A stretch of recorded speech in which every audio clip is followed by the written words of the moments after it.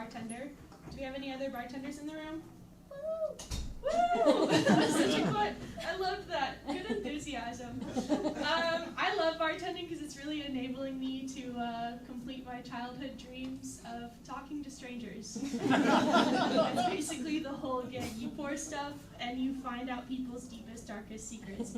Bartenders, little known fact, we do operate under HIPAA. I cannot tell anybody your secrets. It's cool. My first bartending job I got because my parents were regulars at like their local dive and I was unemployed. So I do know a thing or two about nepotism, but in like a really white trash kind of way. I'm the blue collarist of the nepo babies.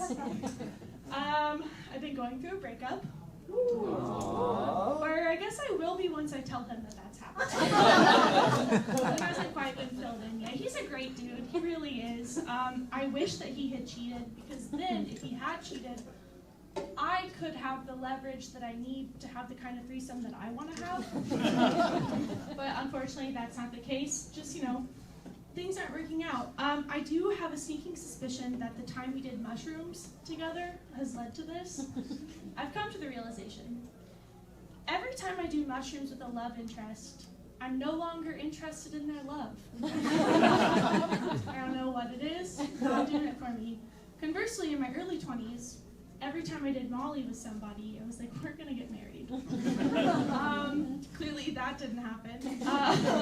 So I've kind of decided, mushrooms for me, that's gonna be a third date thing. I was raised Catholic. I don't put out till the fourth date. So I gotta weed them out, before we get to that point. And Molly's just gonna be a honeymoon drug for me. Once we're official in the eyes of the government and God, then we can do hard drugs together. I know this may come as a surprise to you guys. I don't really do drugs like that.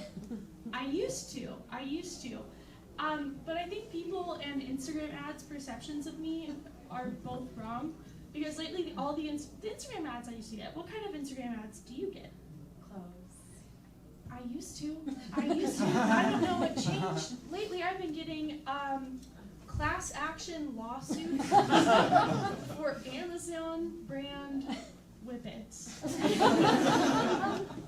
I don't love that. First of all, I've never done a whippet in my life. I'm more of a poppers girl, which are just gay whippets. I'll have you all know. Okay, there weren't a lot of laughs at that, and you guys have not spent enough time in North Hallstead. I don't know. I don't do drugs anymore very much, all that often. I do think that doing recreational drugs, though, is good for you.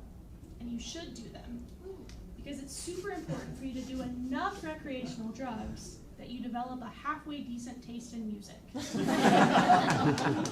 Not so much that you permanently addle yourself, but enough to enjoy good music. The second that synthesizers start sounding good to you, stop. You've done enough, just call it there. It's been a day. You're good. Because of my profession, I'm a bartender and a stand-up comic. 1 + 1 to most people does equal cocaine addiction. So everybody that I know and love, they do a lot of blow. Not me. Never even once. I don't need to do cocaine. I'm kind of like that already. Okay? I am prone to nosebleeds, being a little bit irritating, and trying to convince my friends to go on girls' trips. I don't need to do cocaine. Do you know how many times an Uber driver has told me good morning while birds are chirping and I'm in a miniskirt? Go to hell! Stop saying that to me. I haven't seen the sunrise in a normal or healthy way in a very long time.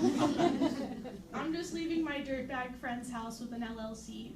That's what you're doing. But because, I love not doing cocaine. But I do love feeling included. I want to be there. I'm not going to do it. I'm not going to harsh the vibe. Sometimes my friends are really nice, and so, we're all about community-based relationships. they'll let me cut their lines for them. It's a really good way to feel like you're a part of something when you're not. I don't know. My other problem is when I say everybody I know and love loves cocaine. Men specifically who love cocaine, they love me. Here's why. I'm not a nag. I'm like super chill, okay? I'm not gonna tell them to quit doing cocaine, but I'm also not gonna take their whole bag. So they keep me around. I think I don't know, I've been trying to figure out like what kind of person I want to date. And I don't use dating apps because I just pick up customers. Never stop flirting with your bartender. Sometimes it works.